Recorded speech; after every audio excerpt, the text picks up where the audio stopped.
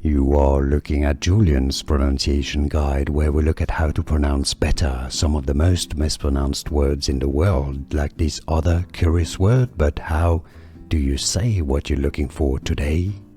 Let's learn how to pronounce the name of this French singer. If you want to learn how to pronounce some titles of some of her songs that are iconic and so famous around the world, make sure to stay tuned, and you can skip to the end of the video where I'll link up some of those videos and more French pronunciation. So the French pronunciation, the way it's pronounced in France, is as Édith, E, because you have an E with an accent, and then dit.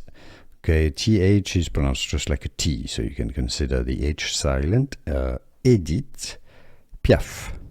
Piaf. Piaf. That's it. Édith Piaf. So in English, Edith. I know it sounds a little bit confusing, right, in English to say edit, but it's kind of the way it's pronounced. I mean, you can always say Edith, but it's actually Édith Piaf. Édith Piaf. Or Édith Piaf. And now you know. Here are more videos on how to pronounce more confusing words and names too many mispronounced. Like this video if you found it useful. I appreciate your support. I'll see you soon, and thanks for watching.